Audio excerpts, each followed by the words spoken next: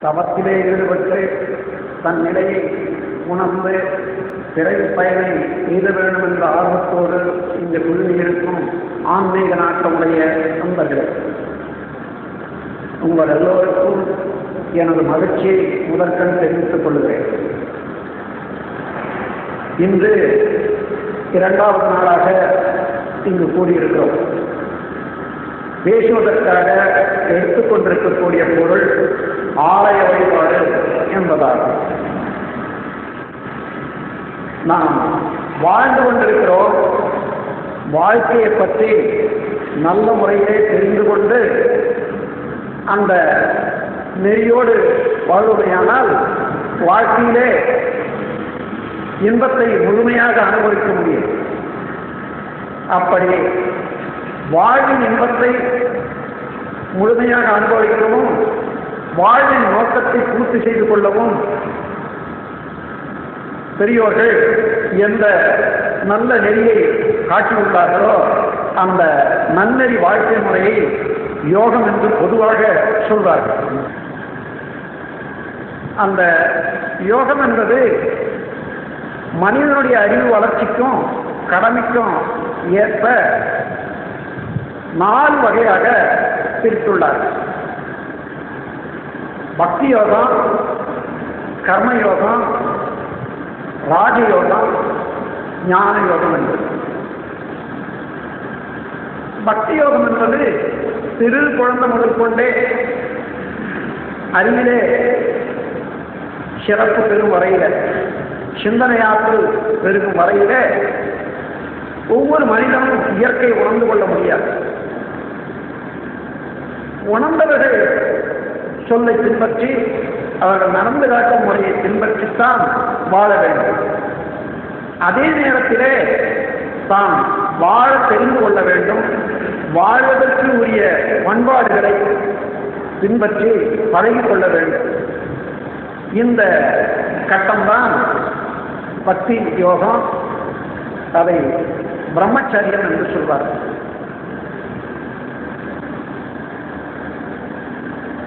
பிரம்மச்சரியம் என்ற ஒரு வார்த்தைக்கு நான் தமிழில் எழுதும்போது இளமை நோன்பு என்று எழுதி கொண்டு வருகிறேன்.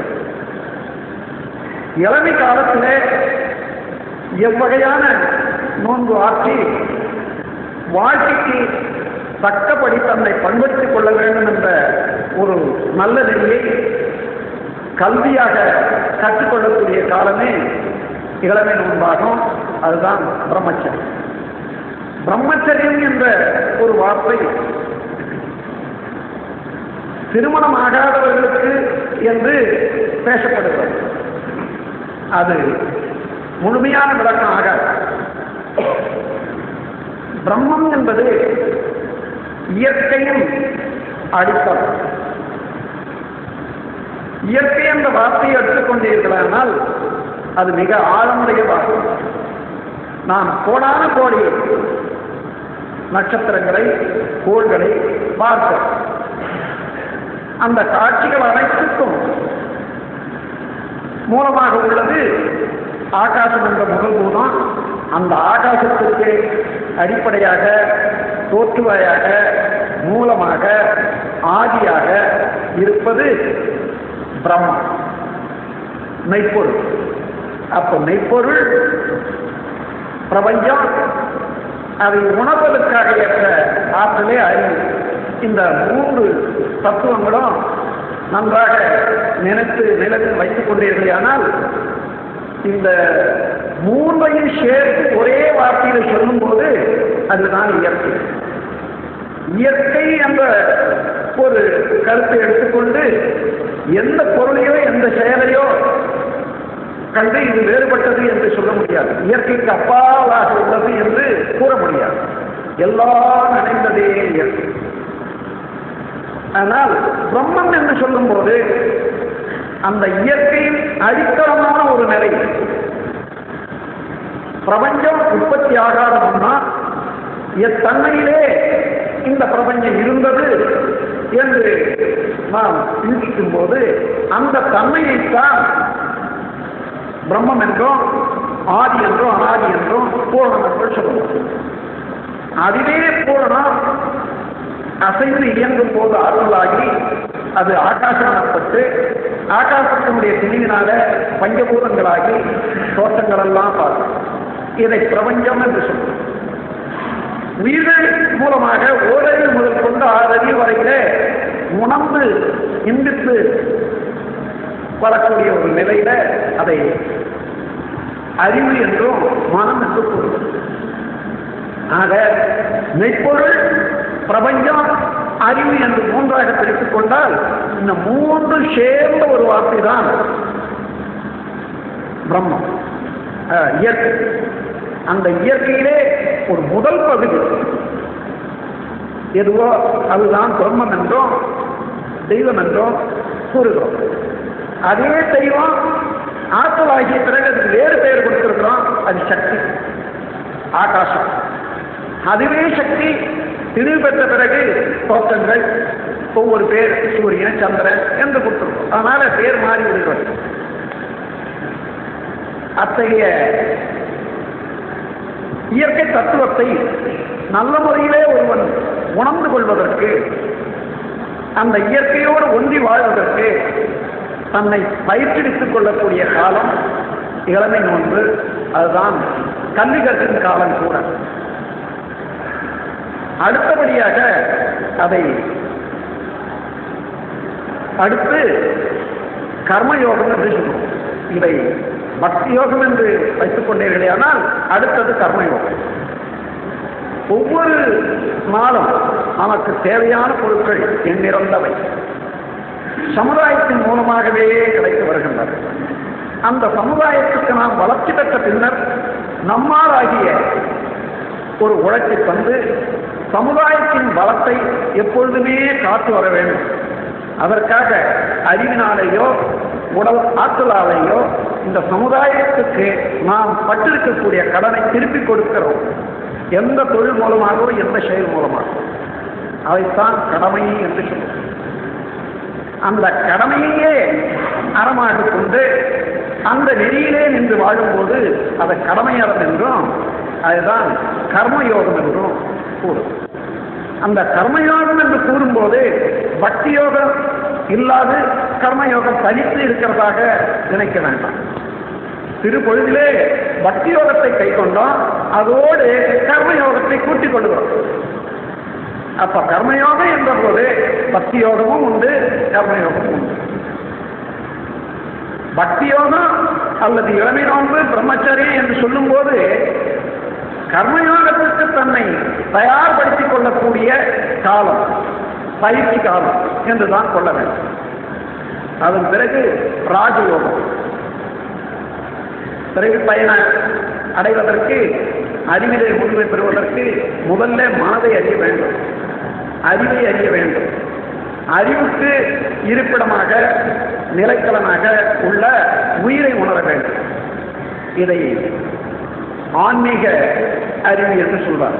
அந்த ஆன்மீக அறிவை பெறுவதற்கு யோக சாதனையின் மூலம், மனவளக்கலையின் மூலம் தவம் இயற்றி உயிர் சக்தியின் மேல் மனம் செலுத்தி உயிரையும் மனதையும் உணர்ந்து அந்த நிலையிலே இருந்து மீண்டும் ஆழம் சென்று அந்த உயிர் சக்திக்கு அடிப்படையாக உள்ள பிரம்மத்தை உணர்ந்து கொள்ளும் போது மெய்ப்பொருள், உயிர், மனம் என்ற 3 உணரப்படுகிறது. இந்த 3 நிலைகளையும் 3 மறைபொருட்களையும் ஒரு மனிதன் உணர்ந்து விட்டால் பிரபஞ்ச ரகசியங்கள் அத்தனையும் உணர்ந்து கொள்ள முடியும். அதுவே தன்னிலை விளக்கமும் ஆகும்.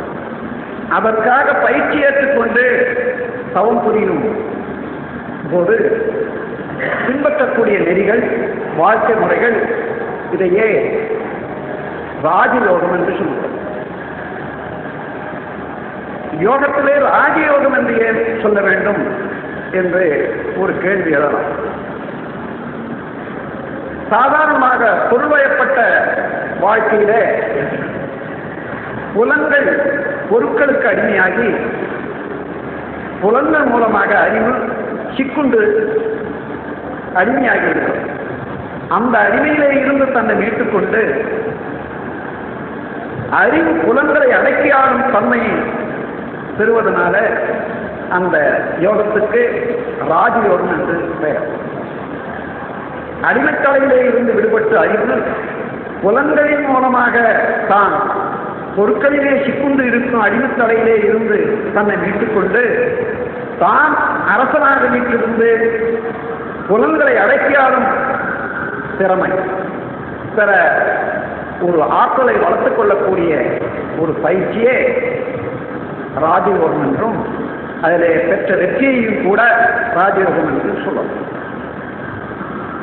கடைசியாக ஞான யோகம்.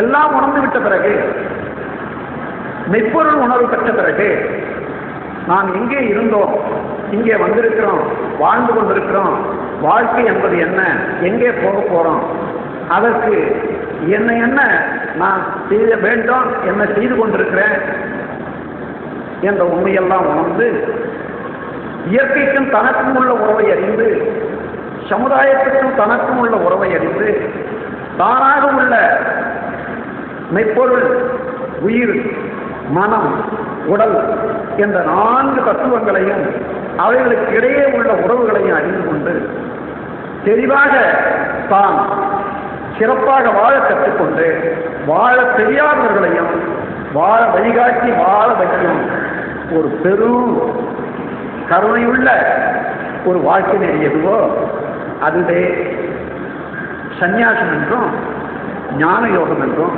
கூறப்படும். ஆகவே வாழ்க்கையை அவர்களோட அறிவுக்கும் வயதுக்கு ஏற்ப 4 பகுதிகளாக பிரித்தார்கள்.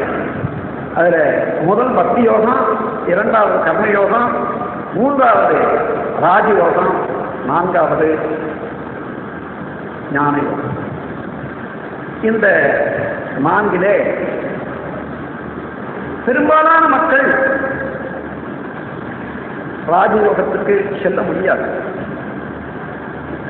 ஆகையினால அந்த ராஜயோகத்துக்கு வரும் வரையில பெரும்பாலான மக்களுக்கு பக்தி யோகம் தான் அவசியம். ஞான யோகத்துல பரம்பொருள் நிலையை உள்ளது உள்ளவாறே உணர்ந்து கொள்ள முடியும். பக்தி யோகத்திலே முடியாது. சாதாரண மக்களுக்கு ரெப்ரானிபிகேஷன், உருவ வழிபாடு மூலமாகத்தான் ஒன்றை உணர்ந்து மனம் நிலைக்க செய்ய முடியுமே தவிர, உண்மையாக அரூபமாக உள்ள எங்கும் நிறைவாக உள்ள அந்த பரம்பொருளை பற்றி தெரிந்து கொள்வது சாதாரணமாக இருக்கிறவர்களுக்கு முடியாது. ஆகவே பக்தி யோகத்தில் தெய்வம் என்ற அந்த பரம்பொருள் அல்லது மெய்ப்பொருளை உருவகப்படுத்தி அதை வணங்குவது என்றத ஒரு முறையாக கொண்டார்.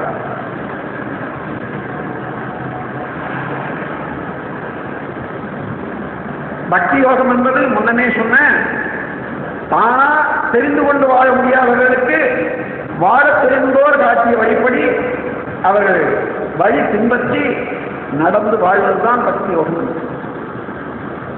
இந்த பக்தி யோகத்தில் ஒரு சிறந்த ஒரு முறை ஆலய வழிபாடு. ஞான யோகத்தில் ஆலய வழிபாடு கருத்து வேறு, பக்தி யோகத்திலே ஆலய வழிபாடு கருத்து வேறு.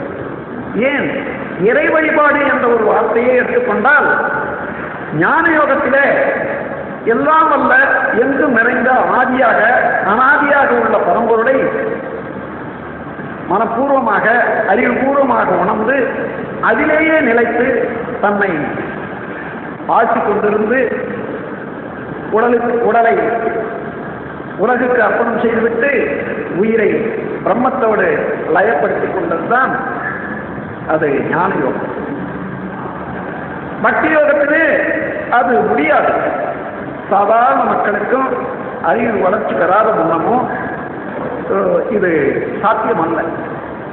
ராஜயோகத்துக்கு சென்ற பிறகு அதன் மூலமாக காணும் ஒரு காட்சி அடையும் ஒரு பேருதான் ஞான யோகம். ஆகையினால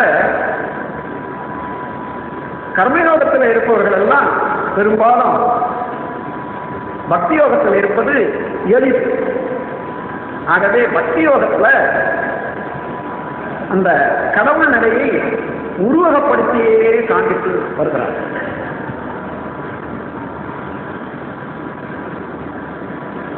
பக்தி யோகத்தில் ஒரு சிறப்பு என்ன என்றால், ஞான யோகத்திலேயும் மனிதன் தன்னை பரம்பொருளோடு இணைத்துக் கொள்கிறார். சரண்டர், சரணாகதி உணர்ந்த போது அவனே எல்லாமாக இருக்கிறான், நான் மாதிரி இருப்பவன் அவனே என்று உணர்ந்த போது அந்த அறிவின் தெளிவிலே ஒன்றி கலந்து விடுகிறான். ஞான யோகத்திலே ஏற்படக்கூடிய சரணாகதி, பக்தி யோகத்திலே வேறு விதம். கடவுள் என்னை படைத்தான், எல்லாவற்றையும் படைத்தான், அவனை வணங்குகிறேன். அவனை வணங்குவதற்கு முதலாக, அவனை அறிவிப்பதற்காக, என்னை பண்படுத்துவதற்காக நான் ஆசானை வணங்குகிறேன், ஆசானிடம் என்னை அர்ப்பணித்துக் கொள்ளுகிறேன் என்று முதல்ல ஆசானையும் அதுக்கு அடுத்தபடியாக தெய்வத்தையும் வைத்துக்கொண்டு தெய்வத்தை உருவகப்படுத்தியே வணங்கி வருவது என்பது பக்தி மார்க்கத்தில் உள்ள இறை வழிபாடு. ஆலயம் என்ற வார்த்தைக்கு 2 சொற்கள் அடங்கிய வார்த்தை என்பது உங்களுக்கு நன்றாக தெரியும். ஆ என்றால் ஆன்மா, லயம் என்றால் ஒன்றுபடுதல். ஆன்மா விரிவடைகிற போது மனமாகி பொருட்கள் வயப்பட்டு உருவு எடுப்பதோ குணமாகி நிற்பதோ என்பதே காட்சியாக செயலாக இருப்பதை பார்க்கிறோம்.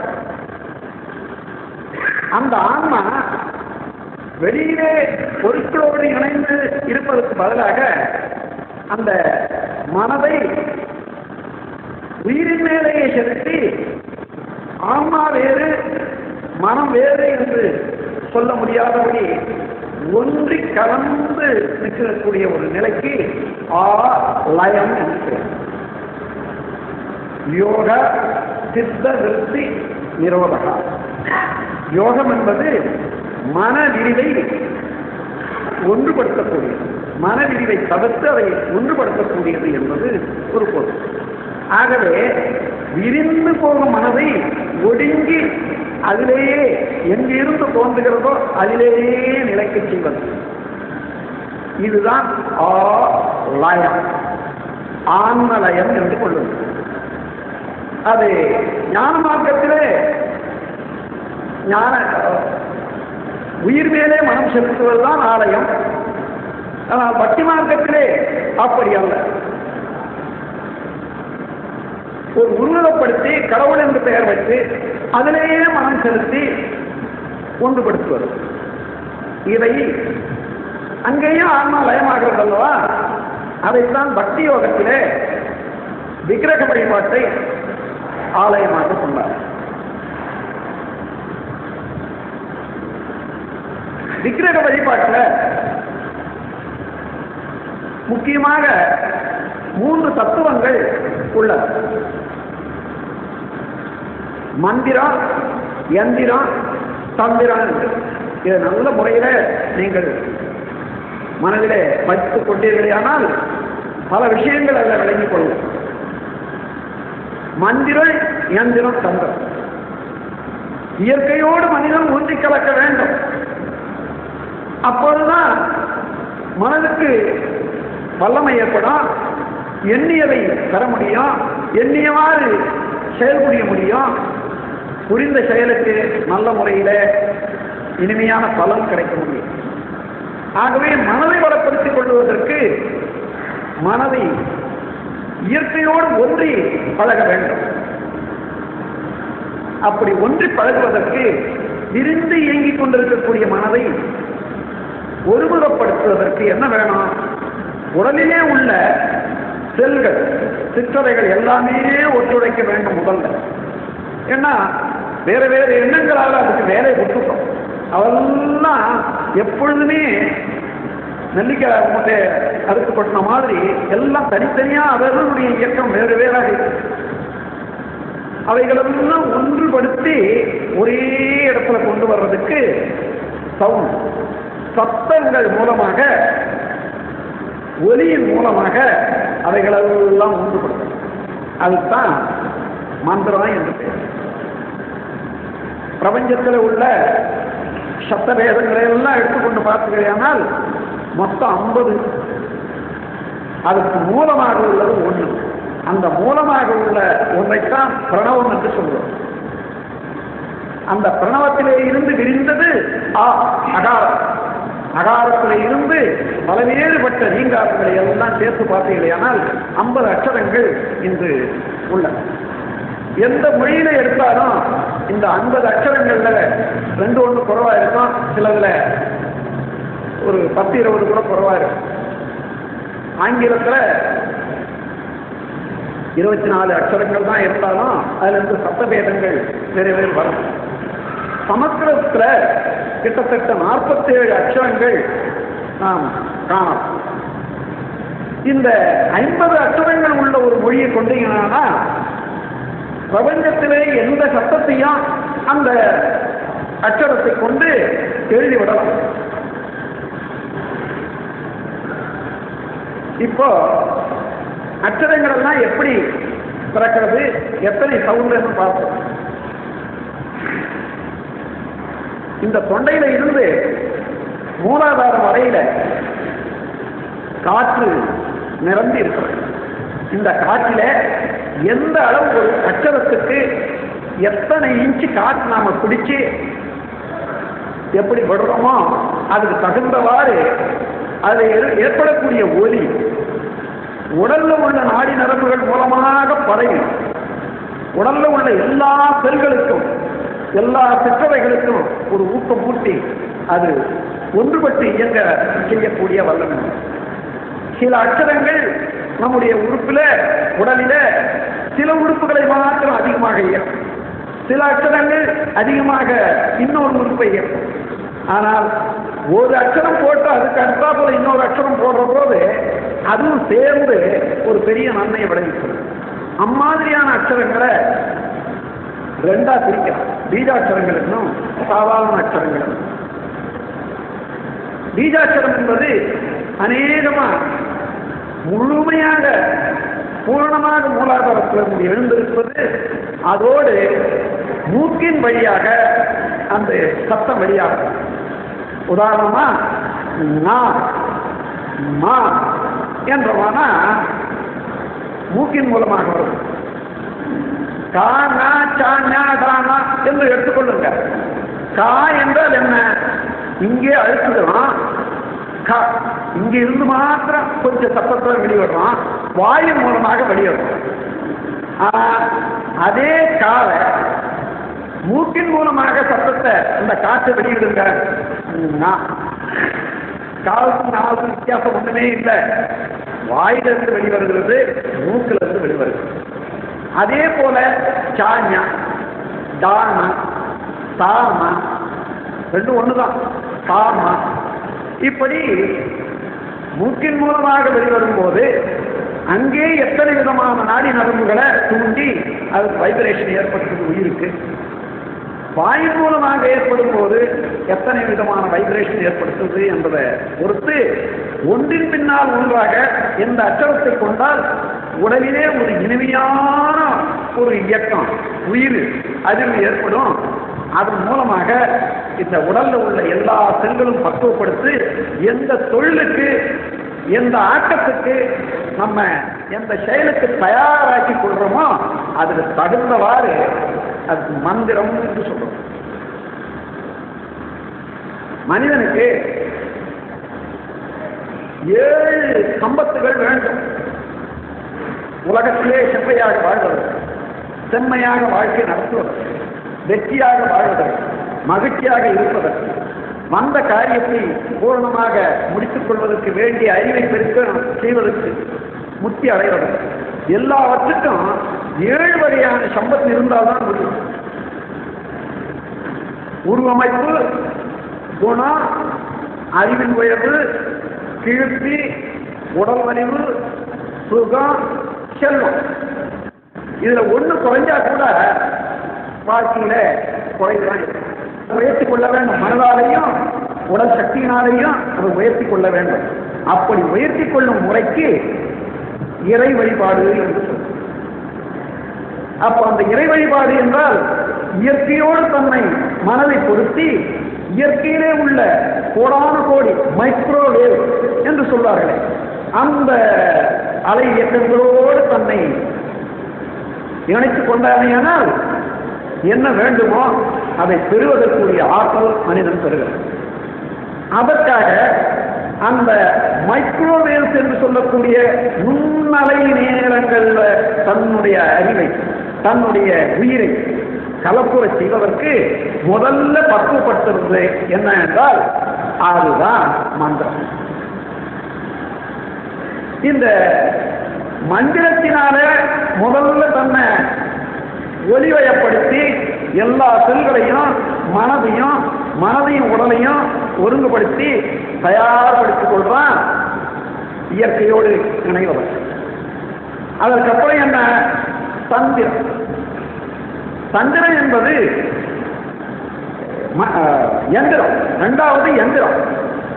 யந்திரம் என்பது என்ன என்றால் ஒரு பொருள், ஒரு காட்சி, ஏதேனும் ஒன்று எடுத்துக்கொண்டு அதன் மூலமாக தன்னுடைய சக்தியை பார்த்து அதை வீரியமாக வைத்துக் கொண்டு பிரபஞ்ச ஆற்றலோடு தொடர்பு கொள்ள ஏற்பாடு செய்கிறது.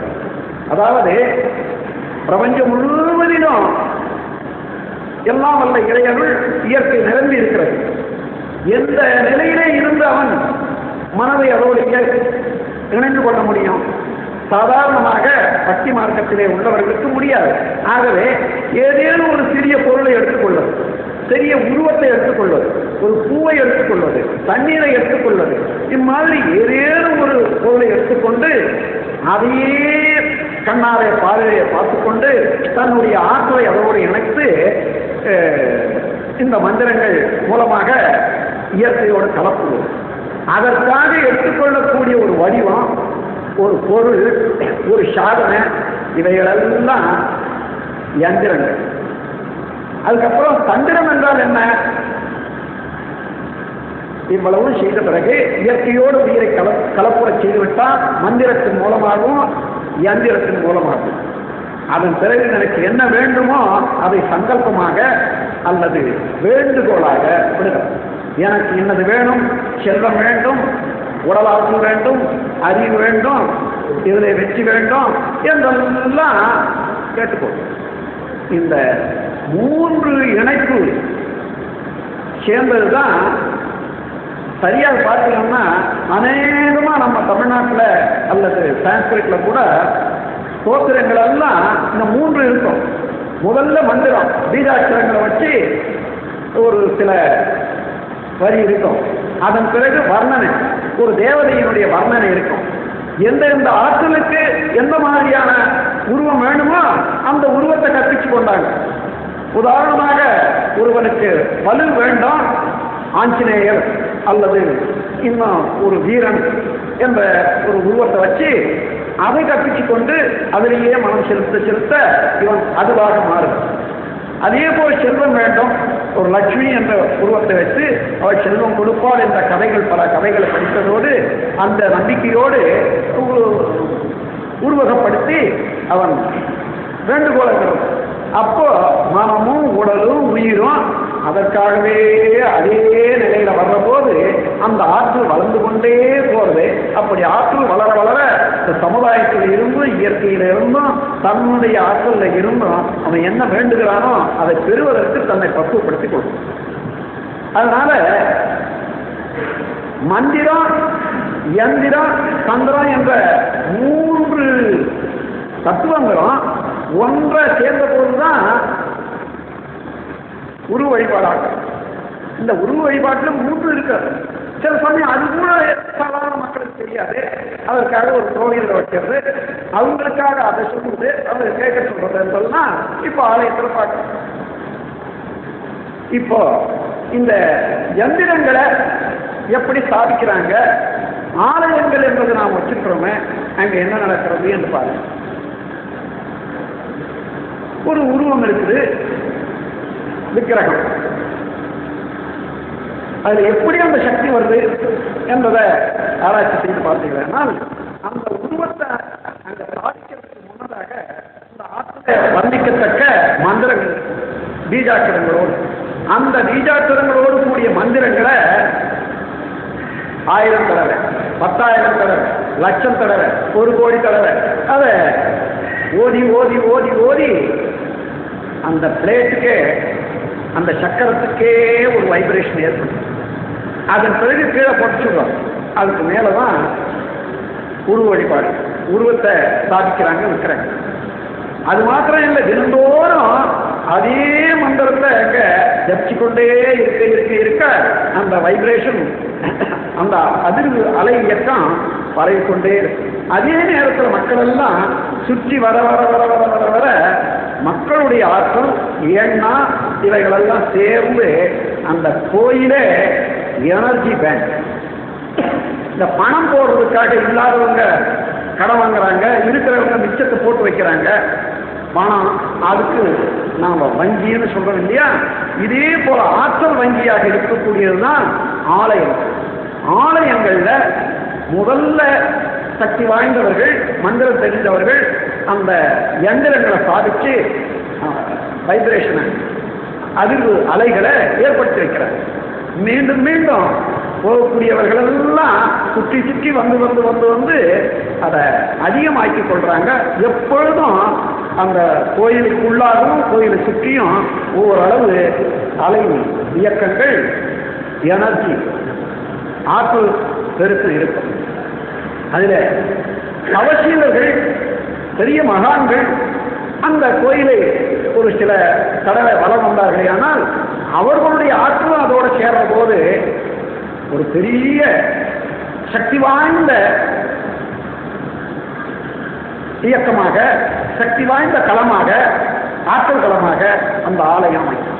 ஆனால்தான் இப்பொழுதும் பாடல் பெற்ற ஸ்தலங்கள் என்றால் பெரியவர்கள், முக்தி கண்டவர்கள், பரம்பொருளோடு இணைந்தவர்கள், அவர்களெல்லாம் வந்து சுற்றி வந்த போது அவருடைய ஆற்றல் அங்கே எப்பொழுதும் நிலைச்சிருக்கு என்பதற்காக பாடல் பெற்ற ஸ்தலங்களுக்கு ஒரு பெரிய மதிப்பு.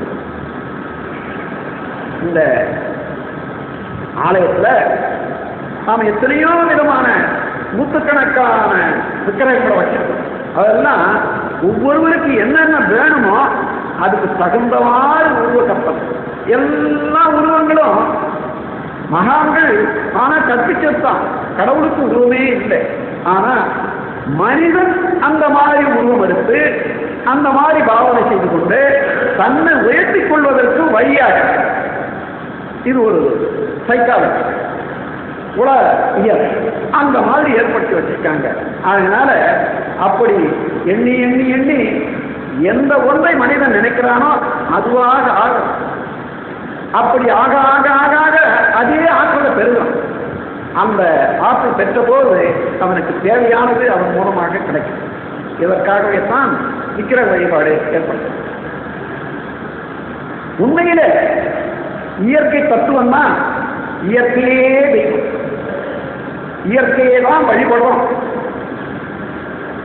ஆனால் இயற்கையின் தத்துவத்தை நல்ல முறையிலே எல்லாரும் உணர்ந்து கொள்ள முடியுமா என்றால் முடியாது.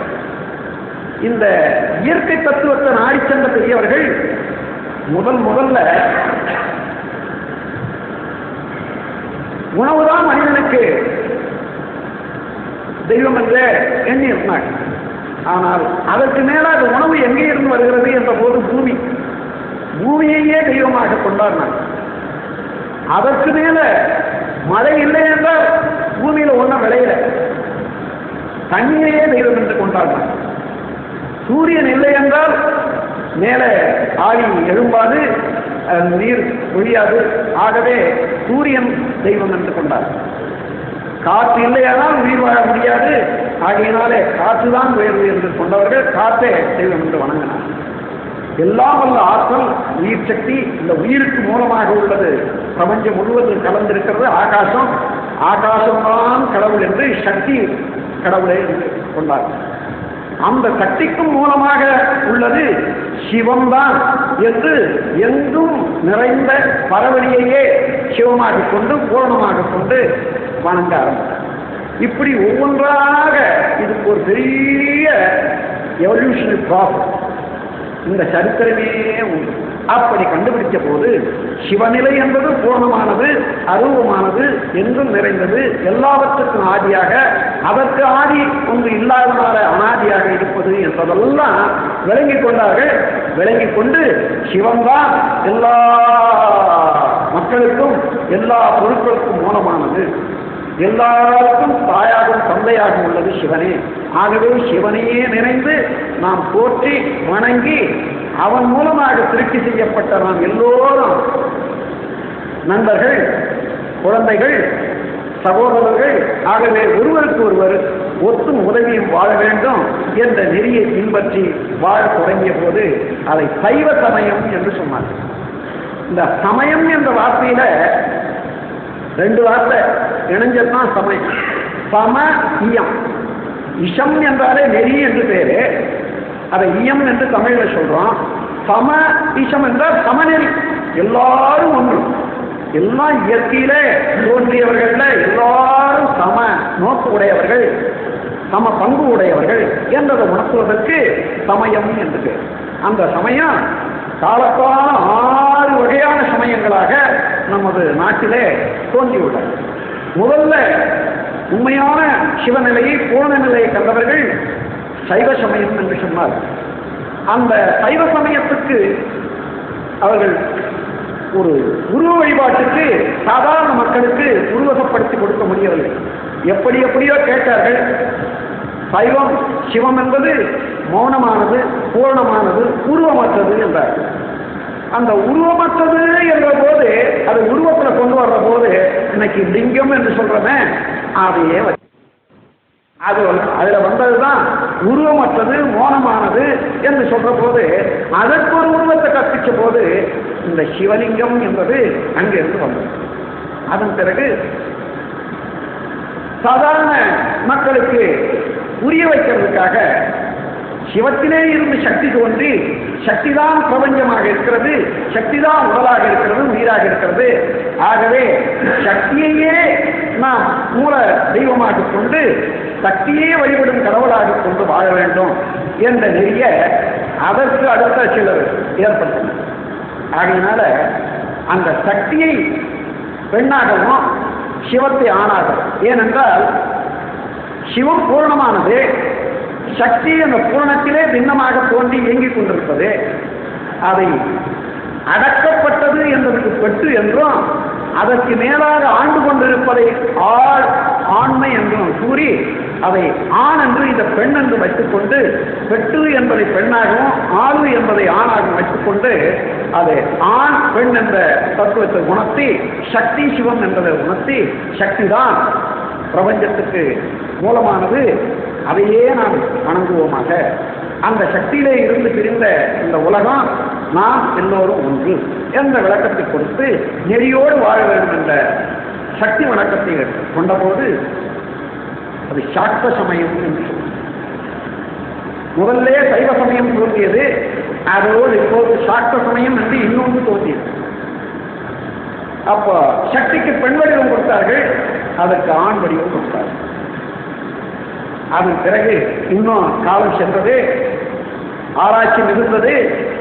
அந்த சக்தி எவ்வாறு இந்த பிரபஞ்சத்திலே இயங்கி இருக்கிறது என்றதும், இந்த பிரபஞ்ச திருட்டி எப்படி உண்டானது என்ற ஆராய்ச்சியில் இறங்கினவர்கள் அந்த சக்தி என்ற நுண்துகள், ஆகாசம் என்ற நுண்துகள் சற்றுவல் வேகம் கொண்டு வேகமாக சுழன்று கொண்டிருப்பதனால ஒன்றோடு ஒன்று மோதி சத்தத்தை, ஒலியை விளைவித்துக் கொண்டிருப்பதனாலேயும் இந்த ஒலியும் சுழலும் தான் திருட்டிக்கு காரணம் என்பதை கொண்டபோது ஒலியை உணர்த்துவதற்காக சங்கையும் சுழற்சியை உணர்த்துவதற்காக சக்கரத்தை வைத்து அதற்கு ஒரு பர்சானிபிகேஷன் உருவகப்படுத்தி தெய்வத்தை வைத்த போது இது விஷ்ணு என்ற ஒரு பெயர் வச்சு வைணவ மதம் என்று சொன்னார்.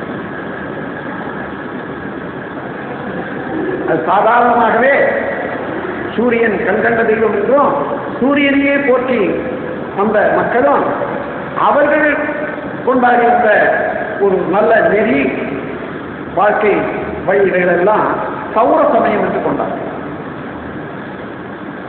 அதன் பிறகு இன்னும் ஆராய்ச்சி மிகுந்தது.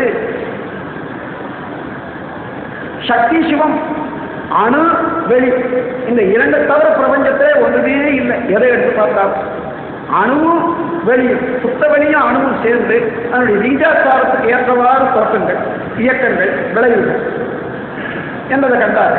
அப்படி சக்தியும் சிவமாகி இந்த பிரபஞ்சத்தில் தோன்றியது என்ன என்று பார்க்கிற போது அழுத்தம், ஒளி, ஒலி, சுவை, மன, அறிவு என்று 6 வகையான இயக்கங்கள் தான் உண்டு.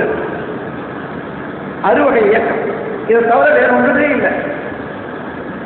அழுத்தத்தினாலே உருவமும், அந்த உருவம் அழுத்தத்தினால் உருவம் அழிஞ்சு ஒன்றோடு ஒன்று இயங்கும் போது, சக்தி இயங்கும் போது சப்தமும், அதில் சப்தம் ஏறிடும் போது சூடும், அதன் பிறகு தண்ணியும், தண்ணியில சுவையும் மனம் சேர்ந்த போது அழுத்தம், ஒளி, ஒலி, சுவை, மனம், அறிவு, இந்த 6 வகையான பிரிவு தான், 6 வகையான இயக்கங்கள், 6 வகையான விளைவுகள் தான் பிரபஞ்சத்திலே உள்ளன. இந்த 6 வகையான விளைவுகளும் சக்தி சிவமும் சேர்ந்த அந்த கூட்டினாலே உண்டாகும். ஆகையினாலே சக்திக்கும் சிவத்துக்கும் பிறந்தது 6 முகம். 6 முகத்தையும் சேர்த்து ஒன்றாக்கி 6 முக கடவுள் என்று வைத்து அதை வணங்கும் ஒரு மார்க்கம் பின்னால வந்தபோது அதை கௌமார சமயம். கடைசியாக ராஜயோகம் பிற்காலத்திலே ஏற்பட்டது. மனம், உயிர், மெய், இந்த 3 மூலமாக இதுவரையில தத்துவ விளக்கங்கள் பிருத்திவி, அப்பு, தேய், வாயு, ஆகாசம் என்ற முறையிலேயே ஆராய்ச்சி செய்து முடிவு கண்டார்கள். ஆனால் பின்னால இப்ப சித்தாந்தம் தொடங்கியது. அது வேதாந்தம். வேதாந்த காலத்தில் இருந்து சித்தாந்தத்துக்கு வர்றபோது சித்தத்துக்கு அந்தமாக சிவனை கண்ட நிலை சித்தாந்தம்.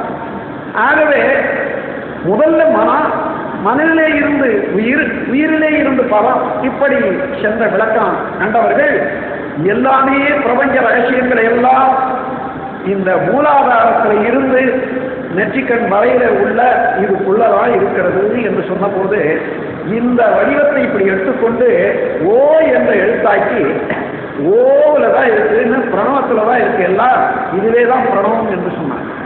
அதுக்கு ஒரு உருவப்படுத்த போது ஒரு உருவத்தை வைத்து ஓ என்ற எழுத்தை முன்ன வைத்து பார்க்கிற போது இவர்களுக்கு இந்த விநாயகர் என்ற உருவம் வந்துவிட்டது.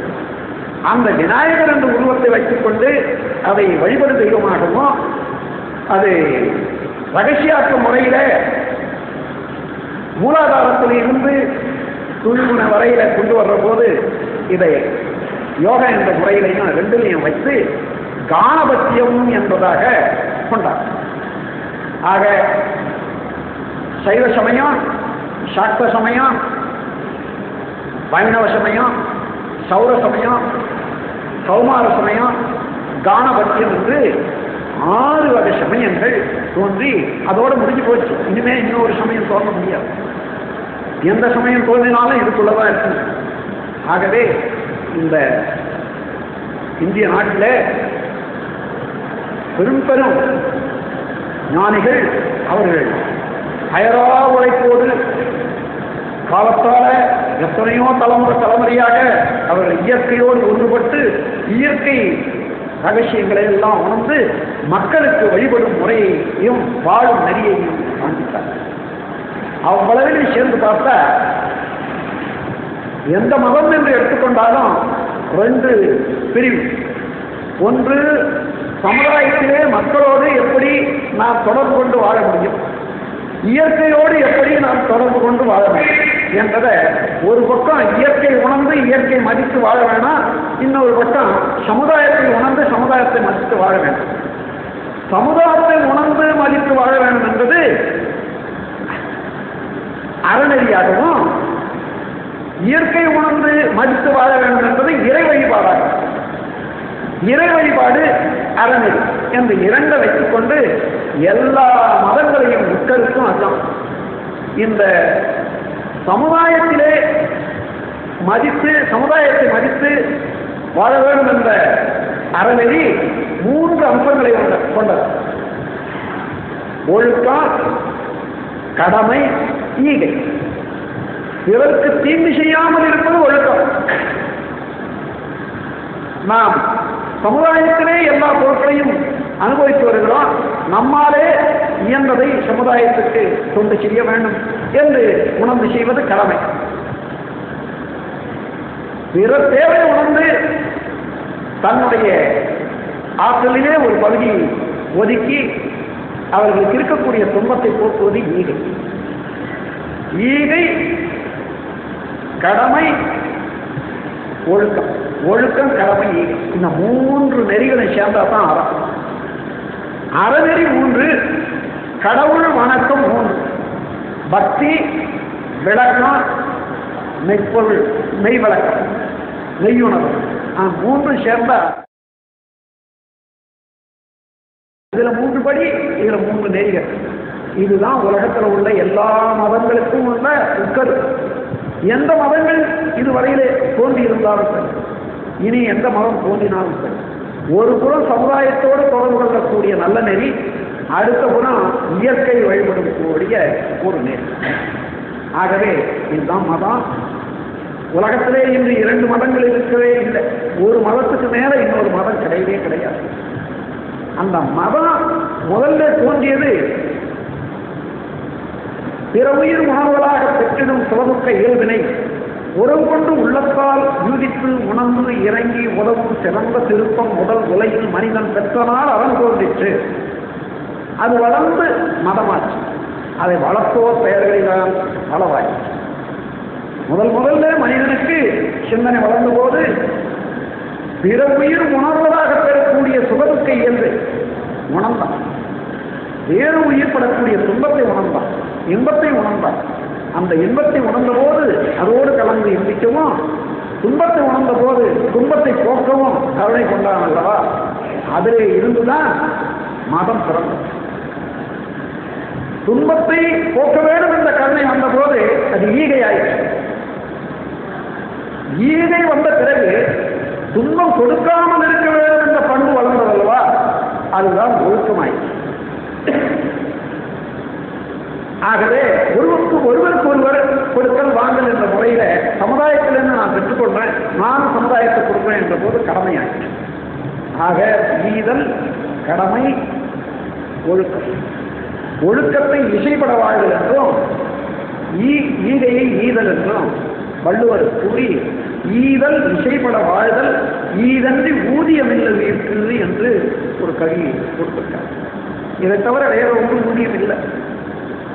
ஆகவே இந்த விக்கிர வழிபாடு முறைகளில் அநேகம் பேர் இந்த காலத்தில் குற்றம் குறை காணும், கேலியும் செய்வாங்க. அதை பற்றி கவலைப்படாது. அதை சூப்பர்ஸ்டிஷியஸ் என்று சொல்வார், மூடப்பழக்கம் என்று சொல்வார். உண்மையிலேயே எத்தனையோ பழக்கங்கள் மூடப்பழக்கமாகவே தான் இருக்கின்றன.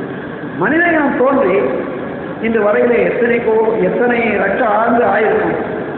இதுவரையில மனிதன் கண்ட அனுபவங்கள் எல்லாம் தொடர்ந்து வந்துகிட்டே இருக்குது. எல்லா அனுபவங்களுக்கும் நாம் காரணத்தை கண்டுபிடிச்சிக்க முடியுமா? முடியாது. ஆனா ரொம்ப ஆராயிற போது சிலதை புரிஞ்சு கொள்ளலாம், அப்ப கூட சிலது புரிய முடியாது. அப்போ புரியாமல் போனாலும் ஒரு நல்ல விளைவிலேயே கருதி செய்யக்கூடிய செயல்கள் அதுல உள்ளடங்கி இருக்கிறது அர்த்தம் தெரியாமே செய்து கொண்டு போறோம். அதெல்லாம் மூடப்பழக்கம். மூடம் என்ற அர்த்தம் என்ன? மறைவு. சுக்கிர மூடம்னா என்ன அர்த்தம்? சுக்கிரன் சூரியனுடைய ஒளியில மறைஞ்சு கிடக்கிறது. அதே போலதான் மூடம். மூடம் என்றால் இருக்கிறது மறைந்து கிடக்கிறது. மூடப்பழக்கம் என்பது அர்த்தம் உள்ளடங்கி இருக்கிறது, அது மறைந்து கிடக்கிறது. அதனால மூடப்பழக்கம் என்று சொல்றோம். ஆனா எல்லாத்தையும் உணர்ந்து கொண்டு வாழ தொடங்க முடியுமா? அதுக்கு முன்னாடியே வாழ வேண்டியதா இருக்கிறது. அதனால வாழ்ந்து வரக்கூடியவர்கள் அனுபவத்தை வைத்துக் கொண்டு வாழ தொடங்கணும். வாழ தொடங்கி வாழ்ந்து கொண்டு வரும்போது அறிவு உயர்ந்த போது வாழ்க்கையை பற்றி தெரிஞ்சுக்கவும் வேண்டும். அதுதான் பக்தி தான் முதல்ல ஆரம்பிக்கிறது, பின்னால்தான் ஞானம் உண்டாகும். எனவே ஒவ்வொரு சடங்கு சம்பிரதாயங்களையும் நாம் பார்ப்போமே. ஆனால் நம்முடைய இந்த இந்திய நாட்டில் ஒவ்வொரு சடங்குக்கும் ஒரு சயின்டிபிக் பேஸ், உண்மையான இயற்கை தத்துவ விளக்கம் அதில் அடங்கி இருக்கு. எத்தனையோ காரியங்களை தினந்தோறும் செய்யணும். அதாவது மஞ்சள் இல்லத்தரசிகள் தாய்மார்கள் அந்த மஞ்சள்னால என்ன குணம் உண்டாகிறது என்பது பெண்களுக்கு முகத்துல மயிர் முளைக்காத இருக்கும் மஞ்சள். அதோடு மட்டும் அல்லாத கிருமிகள் தோன்றாமல் இருக்கும். எப்பொழுதும் நல்ல வாசனையோடு இயற்கையான வாசனையோடு உடலை வைத்துக் கொண்டிருக்கோம். அந்த மஞ்சளையே குங்குமாக்கி இங்கே வைக்கிற போது வேறு ஒரு கண் மூலமாக இங்கே அந்த மானசீக சக்தி பாயாமல் தடுப்பதற்கு வருவது. அந்த குங்குமத்திலே மஞ்சள் இருப்பதனால சுவாசத்தை சுத்தி பண்ணது. அதாவது மஞ்சளுடைய தூளுக்கு கிருமிநாசினி சக்தி உண்டு. காட்டிலே இருக்கக்கூடிய நுண்கிருமிகளை ஒரு அடி தூரத்திலே நிறுத்திடும். அதனால் நமக்கு நல்ல சுவாசத்தை காற்றை கொடுக்கறதுக்கு குங்குமம் உதவியாக இருக்கும். அது பெண்களுக்கு மாத்திரம் இல்லை, ஆண்கள் கூட குங்குமத்தை நாம் அணிய வேண்டியது அவசியம்தான். அதே போல ஆண்களுக்கு மாத்திரம் அல்லாத பெண்களுக்கு கொண்டை என்பது ஒன்று பழக்கத்தில் வச்சிருக்கு. அதுக்கு காரணம் மானசீகத்தினால அவர்கள் அலக்கழிக்கப்படாமல் இருப்பதற்கு இந்த மனோதத்துவ ரீதியில நெற்றியிலே கண்ணை செலுத்தி ஒருவரை மயக்க விடலாம். பின்பகுதியில இங்கே கண்ணை செலுத்தி கண் பார்வை மூலமாக ஒருத்தரை மயக்க விடலாம். இது தொடர்ந்து பழக்கம். ஆனால் இந்த பக்கம் கொண்டையாலும் இந்த பக்கம் குங்குமத்தாலும் மறைத்துக் கொண்ட பெண்களை யாருமே ஒன்று செய்ய முடியாது. அதற்காக பெண்கள் எல்லாம் குங்குமம் வைக்க வேண்டும், இங்கே கொண்டை இருக்க வேண்டும் என்று வச்சு ஒவ்வொரு சடங்கையும் எடுத்துக்கொள்ளுங்கள். திருமணத்தில் பாத பூஜை செய்யறாங்க பெற்றவர்கள். என்ன பெற்றவர்கள் அங்கீகாரம் அளிக்கிறாங்க. சபையில எல்லாரும் கூடியிருக்கிறாங்க. இந்த திருமணத்தை நான் ஒப்புக்கொள்றேன் வாய்க்கிட்டு சொல்லணும்.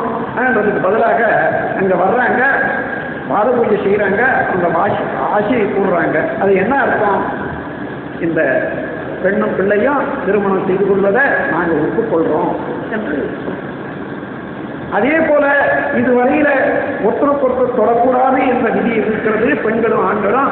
ஆனால் அன்று எல்லாரும் முன்னிலையிலையும் கையை போட்டு கொடுக்கிறோம்னு சொன்னா இன்று அவர்கள் ஒருவருக்கொருவர் ஒப்புக்கொண்டார்கள் என்ற இரண்டு பேருடைய ஒப்புதலை உலகத்துக்கு அறிவிப்பதற்காகவே கையை போட்டு கொடுக்கறது, முடி போட்டு கொடுக்கறது எல்லாம் வச்சு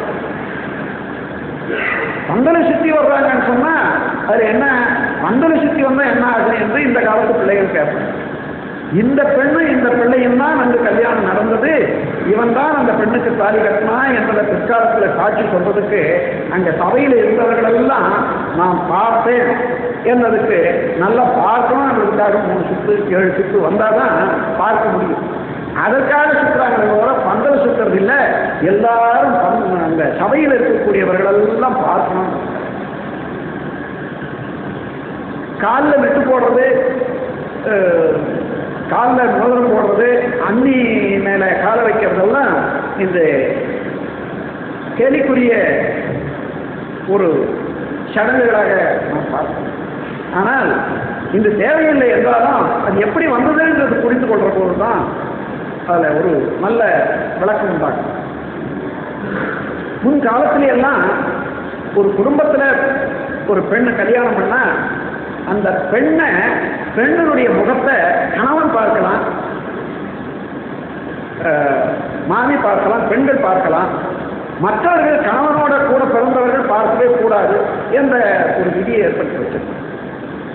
அப்போ எப்படி பார்க்காது இருக்கிறது, எப்படி தெரிஞ்சு இவங்க தான் என்னுடைய அண்ணன் மனைவி அல்லது தம்பி மனைவின்னு எப்படி தெரிந்து கொள்ள முடியும்? அதற்காக காலை அடையாளம் பார்த்து கொள்ளணும். கல்யாணத்துக்கு போது காலை பார்த்து விட்டு இன்னார் கால் என்று தெரிந்த பிறகுதான் மேல முகத்தை பார்க்கணும் என்பதை கொண்டு வந்தேன். அதற்காக காலை நல்லா அடையாளம் பார்த்து கொள்வதற்காக மேடை மேலே தூக்கி வச்சு, அந்த காலத்துல உடனே மேடை கட்ட முடியுமா என்ன, அன்னிகள் தான் வீட்டில் இருந்து தூக்கி போட்டால் மேடையாச்சு.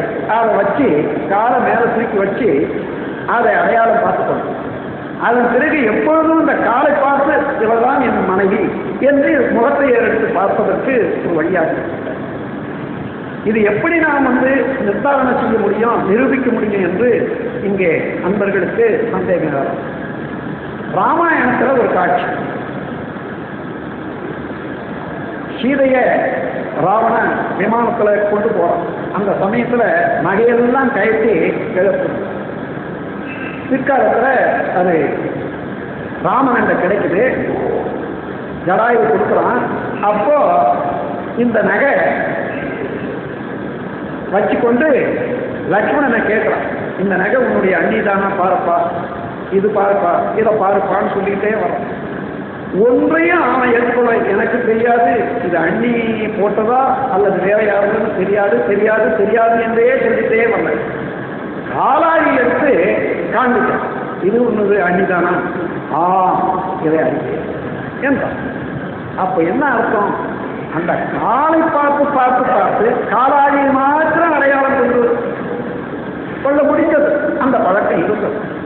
அந்த பழக்கத்திலே வந்த திருமண முறைகளில் காலை தூக்கி வைத்து காலை அடையாளம் பார்க்க வேண்டியது. ஆனால் இந்த காலத்தில் அது தேவையில்லைதான். ஆனால் ஒரு சடங்கு, தேவையில்லாத சடங்கு மாற்றணும்னு சொன்னால் தனியாக ஒரு பேரோ 2 பேரோ அது அவங்க இஷ்டம் போல மாற்ற முடியாது. அதற்கு ஒரு ஆராய்ச்சி வேண்டும். ஒரு சமுதாய கூட்டில பெரியவர்கள்லாம் சேர்ந்து இந்த சடங்கு இந்த காலத்துக்கு அவசியமானா பார்த்து அப்போதுதான் மாற்றலாமே தவிர உடனே அவரவர்கள் இஷ்டம் போல மாற்றுகிறதுன்னு சொல்றது அது விஷயமே கெட்டு போயிடும். அதில் உள்ள அர்த்தமே புரிந்து கொள்ள முடியாது. உதாரணமாக நம்ம நாட்டில் பல இடங்கள்ல நலங்கு வைக்கிற பழக்கம் இருக்குது. அது ஒரு சடங்கு தான். பெண்ணுக்கு திருமணத்துக்கு முன்னதாக பெண்ணுக்கும் பிள்ளைக்கும் கூடி மற்றவர்கள் எல்லாம் சேர்ந்து நலங்கு வைக்கிறாங்க. அப்போ நலங்கு வைக்கிற போது முதல்ல முக்கியமாக பெண்ணுக்கு நாட்டினார்காரி நலங்கு வைக்கிறதுன்றது ஒரு குறிப்பு வச்சிருக்காங்க. ஏனென்றால் இந்த காலத்தில் டாக்டர் கொண்டு உடம்பு நல்லா இருக்குதா, தோலில் சர்ம வியாதி இல்லாமல் இருக்கா, உறுப்புகள் ஊனம் இல்லாமல் இருக்கான்னு டாக்டரை கொண்டு கூட பார்த்துக்கலாம். அந்த காலத்தில் முடியாது. அதனால நல்ல முறையில் சோதனை போடுறதுக்கு ஒரு சந்தர்ப்பம் வேணும். அப்போ ஒரு பெண்ணை நெருங்கி அவள் உடம்பை தொட்டு பார்க்க, கையை பார்க்க, காலை பார்க்க, நடைய பார்க்க, இதுக்கெல்லாம் ஒரு வாய்ப்பாக நலங்கு வைக்கிறாங்க. அப்போ உடனே எண்ணெய் தேய்ச்சி குளிக்க வச்சு அப்போ எந்த உறுப்புகளையும் அப்படியே மறைச்சிட முடியாது. ஆகையினால நல்ல முறையில் ஒரு சோதனை அந்த மாதிரி வச்சிருக்காங்க. பின்னால இது தேவையில்லைன்னு விட்டுட்ட போது எவ்வளவோ பெண்களுக்கு மேலே படை இருக்கிறது, குஷ்டரோகம் இருக்குது, தெரியாதே கல்யாணம் ஆகிப்போச்சு, பின்னால் அவசரப்படுறாங்க, அப்படியெல்லாம் இருக்கு. ஆனால் அந்த சடங்கின் மூலமாக அதை தவிர்க்க முடியும். இன்னொரு சடங்கை எடுத்துக்கொள்வோம். சாவும் போது செத்த பிறகு ஒரு மனிதன் எல்லாரும் சேர்ந்து அதை கழுவி குளிப்பாட்டித்தான் புதைக்கிறதோ அல்லது எரிக்கிறதோ செய்யும். ஏன்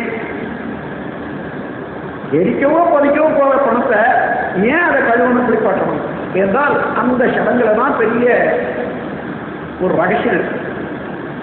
எல்லா மக்களும் ரொம்ப வேண்டியவர்களெல்லாம் சேர்ந்த பிறகு அதை குளிப்பாட்டுற போதுதான் துணியை எடுத்து பார்க்குற போது இது சாதாரணமான இயற்கையான சாவா, கொலையா, தற்கொலையா, எப்படி நேர்த்துது என்பதை தெரிந்து கொள்ளும். அப்படி நிர்தாரணம் செய்து ஒப்புக்கொள்ள பிறகுதான் அந்த பிணத்தை புதைக்கிறதோ அல்லது எரிக்கிறதோ செய்வார். இதனால என்ன, கொலை தற்கொலை என்பதெல்லாம் கண்டுபிடிக்கப்படுகிறது. சாதாரணமாக ஒருத்தரை கழுத்தை அணுகி போட்டுட்டு நம்ம செத்துட்டாங்கன்னு சொல்ல முடியாது. அதற்காகவே வேண்டி இந்த சடங்குகளை வச்சு அந்த சடங்குல இன்னால்தான் பிள்ளை, இவனுக்கு பின்னால அவனுடைய கடமைக்கும் அவனுடைய சொத்துக்கு இவன் தான் வாரிசு என்பதை அறிவிக்கிறதுக்கு சில சடங்குகள் எல்லாம் வச்சிருக்காங்க. அன்றைக்கு அவன் தவிர வேற யாரும் வர முடியாது. அவர்களை ஒப்புக்கொண்ட சமுதாயம் பிற்காலத்தில் இப்போதான் கோர்ட் இருக்கு, சொத்து அது இதெல்லாம் விளக்கம் இருக்குது. அந்த காலத்தில் ஒண்ணுமே இல்லை. அதனால இந்த சடங்குகள் மூலமாகவே இன்னார்தான் பிள்ளை, இன்னார்தான் பெண்ணு, இன்னார்தான் மனைவி என்று இறந்தவர்களுக்கு அவர்களுக்கு உள்ள தொடர்பை அறிவிக்கிறதுக்கு எத்தனை சடங்கு இருக்குன்னு பாருங்க. இப்படி ஒவ்வொரு சடங்குகளையும் பார்த்தீங்கன்னா ஒரு பொருளாதாரம், சமுதாயம் என்ன, உடல் நலம், எல்லாம் இருக்கு. 10 பேர் கூடுற இடத்துல ஓமம் வளர்க்கணும்ன்றது ஒரு சடங்கு. இன்னைக்கு எல்லாரும் பேர் பண்றாங்க, நல்ல நெய்யை பற்றி வீணாக்கிடுறாங்க ஐயா ஓமம்னு. ஆனா இந்த ஓமத்தில் போடக்கூடியது 9 வகையான கிருமி நாசினி பொருளை தான் எடுத்து அதை எரிக்கிறார். எரிக்கிற போது நெய் போடாத வேற எண்ணெய் எடுத்து போட்டு எரிச்சா நல்ல சுகந்த மனமும் நல்ல காற்று உற்பத்தி ஆகுமாறு முடியாது. அதனால நல்ல நெய்யை போட்டு எரிக்கிறார். அதன் பிறகு தண்ணி போடுற போது புகை, இந்த புகையெல்லாம் சுற்றி. இதனால என்ன, கூட்டமாக சேர்ற போது ஒருத்தர் மூச்சு ஒருத்தர் விடுறது, ஒருத்தர் மூச்சு விடுறது, எல்லா மூச்சும் கலந்து நாம் எடுத்துக்கிறோம். இந்த இடத்துல அந்த மூச்சை அப்பப்போ சுத்தம் பண்ணி 2 மூச்சு ஒன்றுபட்டா சில சமயத்தில் கிருமிகள் உண்டாகும். ஒரு கிருமி இன்னொருத்தருக்கு வாயும் போதும் நோய்கள் பரவும். அதை தவிர்க்கணும் என்பதற்காக எந்த இடத்துல ஒரு நல்லதோ கெட்டதோ கூட்டம் கூடனா அந்த இடத்துல அந்த ஓமகுண்டம் செய்யணும்னு வச்சுருக்காங்க. அதிகமாக செலவுக்கு வேண்டியதில்லை, அந்த கூட்டத்தொடருக்கு தகுந்தவாறு அதை எரிச்சுக்கிறதுனால தப்பு இல்லை. இயற்கையை விட இதே கேள்வி வந்து ஓமகுண்டம் வளர்க்குறாங்களே அது எதுக்காக? அப்போ நான் இந்த விளக்கம் சொன்னேன். ஆமாம், சாம்பிராணி புகை போடுறாங்க ஜனங்கள்லாம், அதாவது கோயிலுக்கு போகிற போது அல்லது எல்லாம் கூடுற போதெல்லாம் சாம்பிராணிக்கும் கடவுளுக்கு என்ன சம்பந்தம்னு கேட்டேன். சாம்பிராணிக்கும் கடவுளுக்கும் சம்பந்தம் இல்லை, எல்லாம் சேர்ந்த ஒரு இடத்துல அபார வாயு பறிஞ்சதுன்னா அதனுடைய நாட்டம் மற்றவர்களுக்கு சகிக்காது. அதை தவிர்க்கணும் என்பதற்காக வேண்டி வாசனையாக இருக்கக்கூடிய ஒரு புகையை விடுறது என்பது கண்டுபிடிச்சாங்க. அது இப்போ நீங்கள் தெரிஞ்சுக்கலாம், நல்லது கெட்டது, ரொம்ப நல்ல சயின்டிஃபிக் மெத்தட் தான். அந்த மாதிரியில் ஒவ்வொரு சடங்கும் காலையிலேருந்து மாலையில் வரையில. இப்போ இந்த பாம்பு வந்து வீட்டை சுற்றியோ அல்லது வீட்டுக்கு அருகாமையிலோ வந்துட்டா மஞ்சள், உப்பு, பூண்டு இந்த 3 நசுக்கி அப்படியே தூங்கிடுவாங்க. இந்த வாசனையிலேருந்து ஒரு அரை பர்லாங்கு 1 பர்லாங்கு வரைக்கும் பாம்பு வராது. அதை கண்டுபிடிச்சிருக்காங்க. அதனால அது செய்யறது. அதே போல குடிசைகள் தாழ கட்டிட்டு இருப்பாங்க காட்டுகள் மத்தியில் கூட, அல்லது வீடுகள் இருந்த போதிலும் கூட பாம்புகள் உள்ள வந்து போகும். அதுக்காக அந்த வாசப்படியில் கொஞ்சம் ஒரு வாரத்துக்கு ஒரு முறை மஞ்சள் இழைச்சி பூசுறது, மேலே இப்படி ஒரு முழம் அப்படி ஒரு முழம் பூசி வைப்பாங்க. அது காரணம் என்னன்னா அதை தாண்டி பாம்பு வராது இருக்கணும், அல்லது வேற ஒரு சிறு பூச்சிகள் வராது இருக்கணும்ன்றதுக்காக.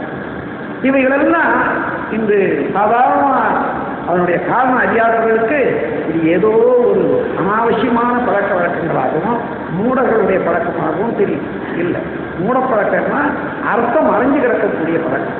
இந்த மாதிரி ஒவ்வொரு வகையிலையும் பார்த்தா சாப்பாடு உட்கார சாப்பிட போகிறோம், கையில் தண்ணி எடுத்து கையை கழுவிட்டு சுத்தம் பண்ணி நெஞ்சை நினைச்சிட்டு சாப்பிடணும். அதுக்காக வேண்டிய சில சடங்கு, கையில் தண்ணி எடுக்கிறது, அதை சுற்றி சாப்பாட்டை சுற்றி சுத்தம் பண்ணுறதுக்கு விட்டு விடுறது. ஏன்னா கழுவின தண்ணியை ஒரே இடத்துல இருந்தால் குளமாக தானே போகும், அதனால் சுற்றி விட்டு விடுறது நல்லது. அதோடு மட்டும் இல்லை, எழுந்துற வரைக்கும் எறும்போதா கூட இருக்கும். அதோட நெஞ்சை நினைச்சி சாப்பிடாதுன்னா உடனே சிலர் வாயில் எடுத்து போடுறாங்க, தொண்டையில் அடிக்கும். அது வராததுக்காக 3 விழுந்து ஒரு சிறு விழுந்து தண்ணி முதல்ல சாப்பிட்டு சாப்பாடு ஆரம்பிக்கணும்னு. இதெல்லாம் எவ்வளவு அற்புதமான, எவ்வளவு நல்ல ஒரு சுகாதாரத்துக்கும் சமுதாய நன்மைக்கும் உள்ள பழக்க வழக்கம் என்று கவனிச்சு. இப்படியே காலையிலிருந்து மாலை வரைக்கும் நம்முடைய சடங்கு சம்பிரதாயங்கள் எல்லாம் ரொம்ப அர்த்தம் உடையது. ஆனால் ஆராய்ச்சி செய்து செலவில்லாத முறையில் ஆக்கிக் கொள்வதோடு மற்ற தேவையில்லாத காலத்துக்கு தேவையில்லாத பழக்கங்கள் இன்று உண்டு. அவைகளை மாத்திரம் சமுதாய கூட்டம், ஒவ்வொரு சமுதாயத்தில் உள்ளவர்கள் இது என்ன பழக்கங்கள் நமக்கு வந்துருக்குது, இது தேவைதானா. உதாரணமாக ஏதோ ஒரு காலத்தில் சன்னியாசியாக போனவன் பிரம்மச்சாரியாக இருந்தான், அவனை கூட்டு பெண்ணை கொடுத்து கல்யாணம் பண்ணி தத்தம் பண்ணாங்கன்னு சொன்னால் இன்னைக்கும் அங்கே ஆஃபீஸில் இன்ஜினியரை இருந்துட்டு வருவான், அவனுக்கு ஒரு செருப்பை கொடுத்து கொடையை கொடுத்து அவனை ஓட வச்சு மறுபடியும் அவனை போட்டு வர வச்சு அவனை பெண்ணை கொடுக்குற மாதிரி நாடகம் ஆடுறதுக்கிட்ட அது தேவையில்லை. இந்த மாதிரியெல்லாம் உள்ள சடங்குகளை தனியாக போக்க முடியாது. எல்லாரும் ஒரு சமுதாயமாக சேர்த்து இந்தந்த சடங்குகள் வேண்டாம், இந்தந்த சடங்குகள் மாத்திரம் நமக்கு இருந்தால் போதும். திருமணத்தில் உள்ள சடங்குகள் 3 தான் முக்கியமானது. கணவன் மனைவி என்ற முறையில் பெண்ணும் பிள்ளையும் ஒருவருக்கு ஒருவர் அங்கீகாரம் செய்யணும். 2வது பெற்றவர்கள் அவர்களுக்கு அனுமதி கொடுக்கணும். 3வது சமுதாயம் ஒப்புக்கொள்ளணும் சாட்சியாக இருக்கு. இந்த 3 தான் சேர்ந்தது திருமண சடங்கு. அது உள்ளது அவசியம் இல்லாதெல்லாம் எடுத்துட்டு அவசியமானவர்கள்லாம் வச்சுக்கொள்ளலாம். இந்த மாதிரி ஒவ்வொரு துறையிலையும் நாம் காலத்துக்கு ஏற்ற சீர்திருத்தம் வேணும். அதே நேரத்தில் கன்சர்வேட்டிவாகவும் இருக்கணும். அனாவசியமாக எல்லாவற்றையும் ஒதுக்கி தள்ளிட முடியாது. மறுபடியும் நாம் அங்கே தான் வர வேண்டியது. ஆகவே பெரியோர்களும் சிந்தனையாளர்களும் நல்ல தத்துவயுக்தமாக ஆராய்ச்சி செய்யக்கூடியவர்களும் உட்கார்ந்து அந்தந்த சமுதாயத்தில் உள்ள சடங்குகளை நல்ல பரிசீலனை செய்து எதற்காக எது வந்தது, எது வந்திருக்கக்கூடும், இது தேவைதானா இப்பொழுது என்று தெரிந்து கொண்டு போக்கலாமே தவிர அது இல்லாதபடி உடனடியாக எல்லாவற்றையும் விலக்கிவிட்டு நாம் ஏதோ புதிய வாழ்வு வாழலாம் என்று முடியவே முடியாது. மனிதனம் தொன்று தொட்டு வாழ்ந்து கண்ட அனுபவம் தான் கலை, அதுதான் சாஸ்திரம். அதனால சாஸ்திரங்கள் மாறிக்கொண்டே தான் இருக்கும், வேதம் மாறாது. இயற்கையினுடைய தத்துவத்தை கூறுவது வேதம். வாழ்க்கையிலே வந்த அனுபவங்களை கொண்டு மீண்டும் மீண்டும் வாழ்க்கையை வளப்படுத்திக் கொள்வது சாஸ்திரம். ஆகவே வேதத்தை அப்படியே தான் வச்சுக்கொள்ளணும், சாஸ்திரத்தை அவ்வப்போது மாற்றிக்கொள்ளே தான் வரணும். ஆகவே அந்த முறையில் சடங்குகளுடைய உயர்வையும் சிறப்பையும் நல்ல முறையில் தெரிந்து கொண்டே இல்லையானால் ஒவ்வொரு சடங்குகளையும் ஒரு உண்மை புதைந்து கிடக்கிறது என்பதை உணர்ந்து கொள்ளலாம் என்று கூறி இந்த ஆலய வழிபாடு என்ற ஒரு பொருள் பற்றிய விளக்கத்தில் பல சந்தேகங்கள் எழலாம். அதோடு இன்னும் மற்ற சடங்குகளுக்கெல்லாம் கூட காரணம் காண வேண்டும் என்ற ஆவல் எழலாம். அன்பர்கள் சந்தேகத்தை எடுத்து விளக்கினால், சந்தேகத்தை எடுத்து சொன்னால் என்னால் முடிந்த வரையில் விளக்கம் கொடுக்க முடியும் என்று கூறி இந்த உரையை இதோடு முடித்துக் கொள்கிறேன். வாழ்க வளமுடன், வாழ்க வளமுடன். ஆழ்வார்களாலும் நாயன்மார்களாலும் பாடல் பெற்ற கோவில்களாக இருந்தாலும் சில கோவில்களில் சக்தி அதிகமாக இருக்கிறது. நான் பிரார்த்தனை செய்து நிறைவேறுகிறது. இந்த வேறுபாடு எதனால் ஏற்படும்? நல்ல கேள்வி. சைவ சமய தத்துவம் நீண்ட கால ஆராய்ச்சினால எவ்வளவோ நாளைக்கு முன்னதாகவே தொடர்ந்து வந்திருக்கு. அதில் சங்கரர் தான் அத்வைத தத்துவத்தை கண்டுபிடிச்சார் என்பதல்ல, கண்டுபிடிச்சவர்கள் அதற்கு முன்னும் பல ஆயிரம் ஆண்டுகளுக்கு முன்னதாக சங்கரர் தோன்றிய காலத்தில் தான் அவர் சாதாரண மக்கள் அல்லது அறிவாளிகள் சிந்தனையாளர்கள் அந்த அத்வைத தத்துவத்தை விளங்கிக் கொள்வதற்கு ஏற்ற முறையை வகுத்து அதை பிரச்சாரம் செய்தார். சைவ சமயம் என்றாலே அத்வைதம் தான். சைவம் என்றால் சிவத்தை அடிப்படையாக கொண்டது, பூரணத்தை அடிப்படையாக கொண்டது. ஆதி அனாதி மெய்ப்பொருள் தெய்வம் என்ற ஒன்றை வைத்துக்கொண்டு அதிலே இருந்து ஆகாசம் தோன்றியது, ஆகாசத்தின் மூலமாக பஞ்சபூதங்கள் தோன்றியன, பஞ்சபூதங்களில் இருந்து உயிர்கள் தோன்றியன என்ற போது எல்லாம் ஒன்றேதான் பலவாயிற்று. அந்த பலவாக இருக்கக்கூடியதில் இருந்து தோன்றிய மனிதன் அந்த பல விவகாரங்களில் இருந்தும் தன்னை ஒன்றுபடுத்தி. நீங்க ஏதோ ஒரு வெளியூருக்கு போறீங்க, அங்கே சாப்பாடு கிடைக்குமோ கிடைக்காதோ என்றதை, நல்ல சாப்பாடாக கிடைக்காதுன்றதுக்காக நீங்கள் ஒரு மூட்டையில் சாப்பாடு எடுத்து போகிறீங்க. அப்போ சாப்பாடு வேறு, நீங்கள் வேறு இருக்கீங்க இல்லையா, 2 தான். சரி, அங்கே போய் ஆச்சு, பசி எடுத்தது, சாப்பிட்டாச்சு. இப்போ சாப்பாடும் மனிதனும் ஒன்றாக தான் இருக்கு. ஆனாலும் என்ன ஒன்றாயிடுச்சானா இல்லை, வயிற்றுல தனியாக தான் இருக்கு. அது ஒரு ப்ராசஸில் இருக்கு. சாப்பாடு உடலாக மாறிக்கொண்டே இருக்கிறது. ஆனால் நாளைக்கு என்ன ஆச்சு? இன்னைக்கு சாப்பிட்டாச்சு, நாளைக்கு என்ன ஆச்சு? சாப்பாடு உடல் 2 ஒன்றாச்சு. இதுதான் அத்வைதம். வேற வேற இருக்கிற போது துவைதம். சாப்பாடு உடல் ரெண்டும் ஒன்றா இருந்தும் வேறு வேறாக இருந்து கொண்டு ஒன்றில் ஒன்று கலந்து கொண்டே இருக்கக்கூடிய ஒரு ப்ராசஸ் இருக்கு பாருங்க, அதுதான் விசிஷ்டாத்தை. ஆகவே கருத்துத்தான் உணவமே தவிர ஒன்றே பலவாக இருக்கு. இருந்தாலும் அந்த ஒன்று என்ற முறையில அரூபமாகவும் பலவு என்ற முறையில காலதூர பருமன் வேகம் என்ற ஒரு 4 கணக்கீடுகளால் வேறு வேறாகவும் இருக்கிறத ஒத்துக்கொண்டா அத்வைதம், துவைதம், விசிஷ்டாத்வைதம் 3 ஒன்றுதான்.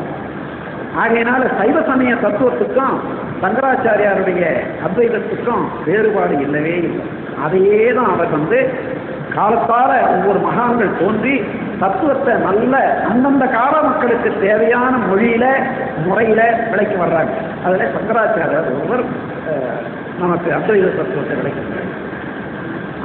இந்த நாயன்மார்களோ ஆழ்வார்களோ அவர்களால் பாடப்பட்ட ஸ்தலங்கள் இருந்தாலும் மெயின்டெனன்ஸ்னு ஒண்ணு இல்லையா? சில காரணங்களால அந்த எனர்ஜி பேங்க் காலியாயிடுச்சு. உதாரணமாக பன்றியினுடைய வாடை, அதனுடைய ரத்தம் பட்டுக்கணும். பெண்களுடைய பூப்பு காலத்தில் அவர்களுடைய வாடை அந்த மாதிரி இடங்களில் பட்டுக்கணும். பிணா வாடை பட்டுக்கணும்.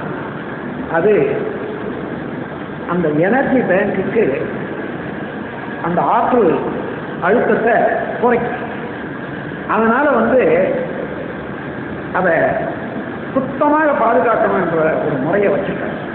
அப்படி பாதுகாக்கிறது பழுது இருக்கலாம். நீண்ட காலம் ஆகிப்போச்சுன்னா அந்த முதல் வச்சாங்க பாருங்க எந்திரம், அதுவே வலுவிழந்து போகிறது. அப்போதான் வேற ஒரு எந்திரம் வச்சு புதுப்பிக்கணும். அதைத்தான் இன்னைக்கு கும்பாபிஷேகம் பண்ணணும், குடமுழுக்குன்னு சொல்றோம். அப்படி சரியான முறையில் நிர்வகிக்க முடியாத போனால் அந்த கோயிலில் உள்ள ஆற்றல் குறைஞ்சி போகும். அப்படி குறைஞ்ச இடத்துல நிறைந்த இடத்துல நீங்கள் போய் உட்கார்ந்து தியானம் செய்வதோ அல்லது வேண்டுகோள் விடுவதோ என்ற போது மனோசக்தி குறைவாக இருந்தாலும் அந்த சக்தி உதவியாக இருக்காது. அப்படி இல்லையானா தன்னுடைய சக்தி வரையில தான் செயல்படும். ஆகையினால எப்பொழுதுமே இந்த கோயிலில் அந்த ஆற்றலை பெருக்கிக் கொண்டே இருக்க வேண்டும். அதை மெயின்டெனன்ஸ், அதை பாதுகாக்கவும் வேண்டும். அந்த உள்ள சக்தி ஆரம்பத்தில் இருந்தாலும் அது பாதுகாக்காத போல அது குறைவுபட்டு தான் இருக்கும். அதுதான் காரணம்.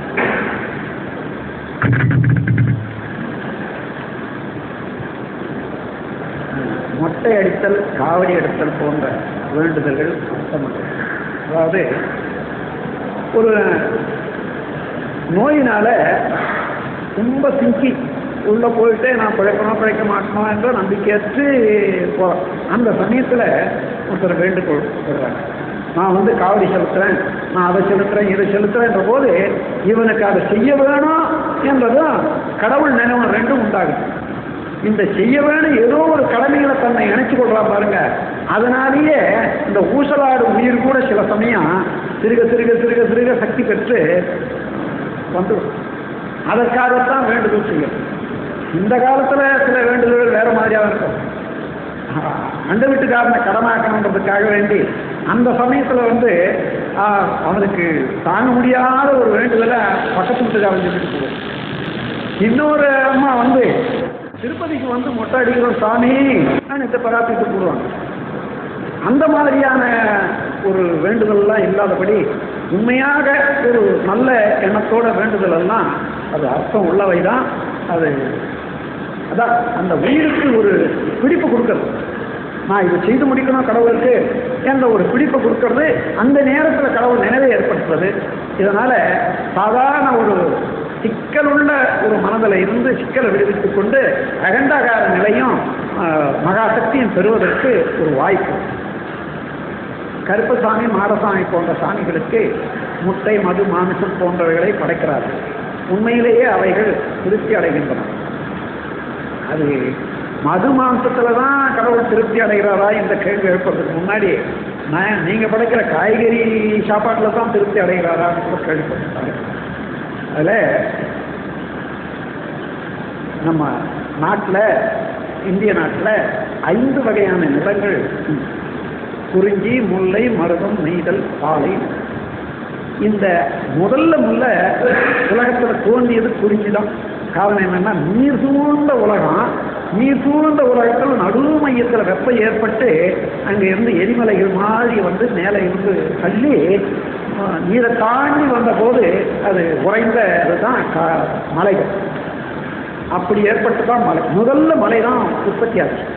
அந்த மலைகள் பேரில் அப்புறம் மழை பெய்து மலையில் இருக்கக்கூடிய கற்கள் இதெல்லாம் கரைஞ்சி முல்லை என்ற காடு உண்டாச்சு. அந்த அழிவும் நுண்ணிய இதெல்லாம் சேர்ந்து நிலப்பரப்பு உண்டாகி அதை தான் மருதம் என்று சொல்லுவோம்.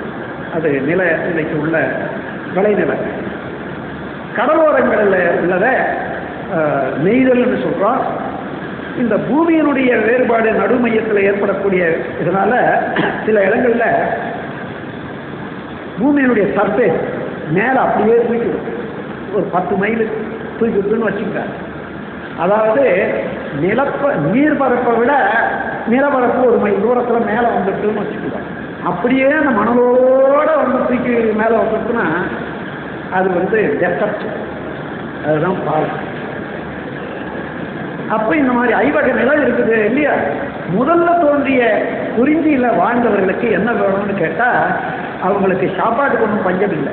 எங்கே பார்த்தாலும் பழங்கள் இருக்கு, எங்கே பார்த்தாலும் தேன் இருக்கு. ஆனால் சாப்பாட்டுக்கு பஞ்சம் இல்லை. என்ன வேணும்? மிருகங்களில் இருந்து தன்னை பாதுகாத்து கொள்ளணும், பெண்களை வந்து இன்னொருத்த இருந்து பாதுகாக்கணும். இந்த 2 தான் தேவை. வீரம் தான் தேவை.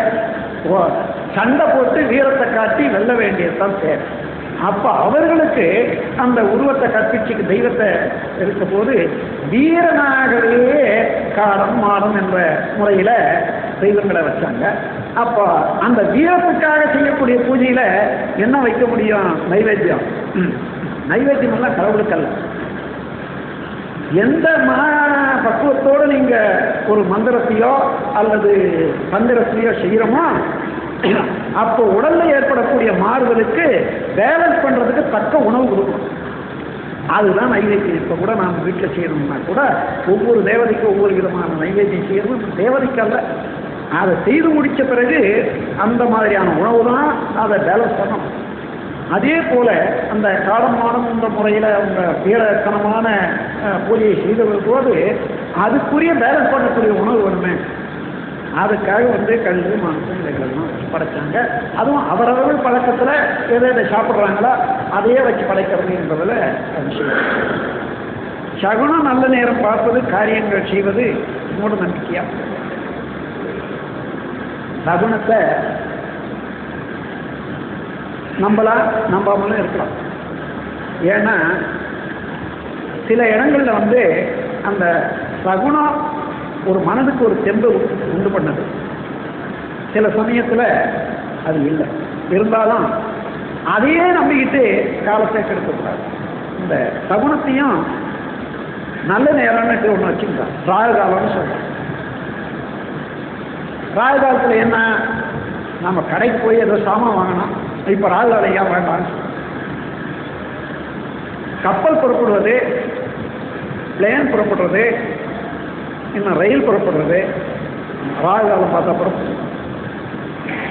அதை விட இன்னும் முக்கியமான வேலை நாம என்ன செய்ய போகிறோம்? அப்போ அதையெல்லாம் ஒழுங்கா ராகு காலத்தில் புறப்பட்டாலும் டைமோடு தான் போய் சேர்ந்து நடந்துட்டு வருது. இதெல்லாம் பார்க்குற போது அதெல்லாம் தேவையில்லை. சில சடங்குகளுக்கு அர்த்தம் உண்டு, சில சடங்குக்கு அவசியமே இல்லை. உதாரணமாக பெண்கள் வந்து ஆற்ற கடக்கக்கூடாதுன்னு ஒரு காலத்தில் இருந்தது. அப்போ என்னன்னா ஆறுல ஒரு 3/4 மைல் 1 மைல் மணலில் நடக்கணும். கர்ப்பமாக இருக்கிற போது மணலில் நடந்தால் அந்த ஏற்ற இறக்கத்தில் கருப்பை ஒரு சில முறை மாறி அது கஷ்டத்தை கொடுக்கும். அதுக்காக கர்ப்பமாக இருக்கக்கூடிய பெண்கள் ஆற்ற கடக்கக்கூடாது. இன்னைக்கு ரயிலில் ஏறி உட்கார்ந்துட்டா கடகடா கடகடா கடான்னு 1 நிமிஷத்தில் ஆக கடந்து போகும். இன்னைக்கு அந்த சடங்கு தேவைதானா? அந்த சட்டம் தேவைதானா? இல்லை. அம்மாதிரி ஒவ்வொரு இதுலேயும் காலத்துக்காக காரணம் என்னன்னு கண்டுபிடிச்சிக்கணும்னா தெரியாது. நல்ல சகுனம்னுட்டு ஒரு மனதில் ஒரு திருப்தியாக போகணுன்றதுக்காக ஒரு சில சகுனத்தை வச்சுருக்காங்க. நீங்கள் ஒரு இதை எடுத்து பாருங்கள், அதாவது ஸ்டாட்டிஸ்டிக்ஸ். ஒரு 10 தடவை கெட்ட சகுனத்திலே போய் பாருங்கள், எது சொல்கிறாங்களா, 10 தடவை நல்ல சகுனத்திலே போய் பாருங்கள், ரெண்டும் ஒன்றா இருக்கும். நல்ல சகுனம் பார்த்து போனாலும் காரியம் கெட்டு போட்டு, கெட்ட சகுனத்திலையும் கூட காரியம் நல்லதாக இருக்கும். அதனால் சகுனத்தை பற்றி அதிகமாக எடுக்கிறதுக்கு இல்லை, நேரத்தை பற்றியும் பிரமாதமாக கற்பனை பண்ணிக்கவே வேண்டாம். ஏன்னா ரயிலு பிளான் எல்லாம் நேரம் பார்த்து கொடுக்கல.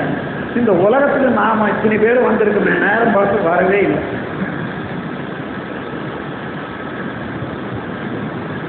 செய்தாலும் அதுக்கு ஒரு விளைவு உண்டு என்பது மறுக்க முடியாதுல்லவா?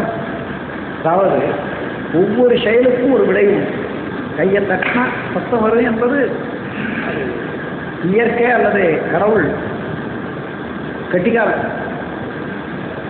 அவன் நாம் செய்கிற செயலுக்கெல்லாம் அவ்வப்போது நன்மை தீமையை பார்த்து வெகுமதியோ அல்லது தண்டனையோ கொடுக்கறதுக்கு தேவையே இல்லாதபடி அவங்க ஒரு ஒழுங்குமுறையை ஏற்படுத்தி வச்சுட்டான். உனக்கு வேண்டிய வெகுமதியோ தண்டனையோ உன் செயல்லையே விளைவாக வச்சுட்டான். இன்னும் நம்ம போகவே வேண்டியது. அதிகமாக சாப்பிட்ட மந்தப்படம், வயிற்று வலி, வேதி. ஆனால் கர்மம் செய்த கர்மம் என்ன? அதிகமாக சாப்பிட்டது. அந்த பயன் என்ன? மந்தம், வேதி. இப்படி எந்த செயல் செய்து அதன் விளைவாக தீய பயனை துன்பத்தை அனுபவிக்கிறோமோ அவைகளெல்லாம் தீவனைகள் என்றும், எந்த செயல் செய்து அதன் மூலமாக நமக்கும் பிறருக்கு நன்மையே விளையுமோ அதை நல்வினை என்றும். அப்போ நம்ம தீவனை செய்துட்டோம், அதிகமாக சாப்பிட்டோம். அதிகமாக சாப்பிட்டா என்ன பண்ணுறோம்? மறுவேளை பட்டினி போடுறோம், அட்ஜஸ்ட் ஆகி போட்டு கொஞ்சம் மருந்து சாப்பிட்றோம். இதுதான் அந்த வினைப்பயனுக்கு மாற்று பயன், மாற்று வினை. ஒவ்வொரு வினைக்கும் அதுக்கு உரிய முறையில் மாற்று வினையை கொடுத்து 3 வகையில் போக்கிக் கொள்ளலாம். அதை 3 சொல்கிற போது பிராயச்சித்தம் என்றும், சூப்பர் இம்போசிஷன் மேல் பதிவு என்றும், டெசல்யூஷன் அடியோடு அந்த கர்மங்கள் ஒழியறதுன்னும் 3 உண்டு. பிராயச்சித்தம் என்பது நாம் அதிகமாக சாப்பிட்டோம், வேதி ஆகுது, பட்டி போட்டோம், சரியாக போச்சு. ஏதோ கால் பட்டு போச்சு, பெரியவங்க மேலே கோச்சிக்கிறாங்க, உடனே அவங்க காலை தொட்டா வணங்கணும், அது சரியாக போச்சு. இதெல்லாம் பிராயச்சித்தம். ஏதோ ஒரு நோய் வந்தது, அது எப்படின்னே தெரியல, எந்த கர்மத்தினால வந்ததுன்னு தெரியல. இப்போ மருந்து சாப்பிட்டு யோகம் செய்து எக்ஸசைஸ் செய்து பட்டினி கிடந்து ஒழுங்கான முறையில் அதை போய்கிக் கொள்றோம். சூப்பர் இம்போசிஷன் மேல் பதிவு. நல்ல கர்மம் செய்து அந்த தீய கர்மத்தை மாற்றுவோம். அதே போல எல்லாம் வல்ல இறையர்கள் என்று நான் வந்திருக்கேன், அவன்லேயே நான் அடங்கிட்டேன், அவன் தான் எல்லாத்தையும் பார்த்துக்குவான்ட்டு கம்ப்ளீட்டாக சரண்டர் பண்ணிட்டீங்கன்னு வச்சுக்கோங்க. அது பக்தி மார்க்கத்திலையும் ஞான மார்க்கத்திலையும். அதில் எல்லா வினைகளும் அதில் அற்றுப்போகும். ஆகையினால வினைக்கு பயன் உண்டு. என்ன பயன்? வினையினுடைய பயன் என்ன, தீவினையினுடைய பயன் என்ன என்று சொன்னால், மனதிலே கலங்கா, உடல்ல நோய். இதுதான் தீவினுடைய அடையாளம். நல்லவினுடைய அடையாளம் என்னன்னா மகிழ்ச்சி, நிறைவு. எதுக்காக பிறந்தமோ அதை நோக்கி அறிவு வளர்ச்சி பெற்றுக்கொண்டே போகிறோம். இதுதான் நல்லவினுடைய பயன். நல்லவினைகளை எல்லாம் புண்ணியம் என்றும், தீவினைகளை எல்லாம் பாவம் என்றும் நாம் சொல்றோம். அதனால் வினைக்கு கட்டாயம் பயன் உண்டு. நாம் இங்கே ஒரு சொற்பொழிவு கூட செய்கிறோம். அது போன தடவை நடந்ததே இல்லை. பாவ பதிவுகளும் போக்கும் வழிகளும் இங்கே குற்றாலத்தில் அதை வச்சிருக்கோம். அதில் விரிவாக சொல்லலாம். வினை பயனும் அதை போக்கும் வழிகளும். வினைக்கு பயனும் உண்டு, அதை போக்குவதற்கு வழியும் உண்டு. அதை அறிந்து செய்தால் கட்டாயம் போய்விடும். ஆனால் ஒரு வீட்டில் திருடிட்டு ஒருத்தனுக்கு மோசம் பண்ணிட்டு பிள்ளையார் கோயிலுக்கு போய் 100 தேங்காயை சூறக்காயை கொடுத்து வந்துட்டா முடியாது. அதில் போக அதெல்லாம் பிராயம். அதை விட யார் வீட்டை யாருக்கு தீங்கு செய்தோமோ அவனையே போய் எப்பா நம்ம தவறு செய்துட்டு என்னை மன்னிச்சுக்கோன்னு கேட்டு அவன் மனமாற மன்னிச்சுட்டேன்னு சொன்னால் இந்த மனம் அந்த மனம் 2 விடுதலை ஆகிடும். அதில் போயிடும். சக்தியை வந்து ஒவ்வொரு மேலே ஆதாரத்தை வந்து நீங்கள் ஆமாம், மற்ற ஸ்டேஜில் ஒவ்வொரு ஸ்டேஜ்லேயும் அவன் என்ஜாய் பண்ணுறதுக்கு அவனுக்கு வாய்ப்பு இல்லை. அதை கொடுக்குறோம். முதல்ல நேராக கொண்டு போயிட்ட பிறகு ஒவ்வொரு ஸ்டேஜிலாக பார்த்து வர்றதுக்கு பல காலம் ஆகும். குடும்ப வாழ்க்கையில் ஈடுபடுற போது என்ன ஆகும்னா உடனே தங்கிடும். அந்த இடத்துல தங்கிட்டா ஷாக் கொடுத்துட்டு வந்ததுன்னா உடம்புலையும் சில நோய்கள் உண்டாகும், மனவியாதியும் உண்டாகும். அதுக்காக என்ன பண்ணுறோம்னா மேலே கொண்டு வந்து அறிவுக்கு பூரண விளக்கம் கொடுத்து அந்த ஓட்டத்தை எல்லா ஸ்தானங்களுக்கும் ஓடும்படியாக செய்யணும். அதன் பிறகு திறந்து கொடுக்குறோம்.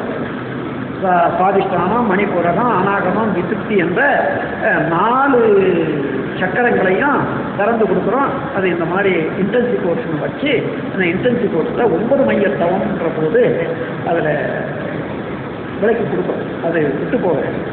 இந்த 6 ஆதாரங்களுக்கும் பஞ்சஸ்தலங்களுக்கும் உண்டான காம்பினேஷன் என்ன அதாவது மூலாதாரம் பிருத்திவிஸ்தானம், ஏன்னா கெட்டி பொருளெல்லாம் தங்குற இடம் அதுதான்.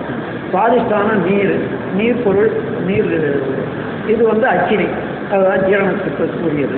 இது வாயு, காற்று இருக்கிற இடம் இதுதான்.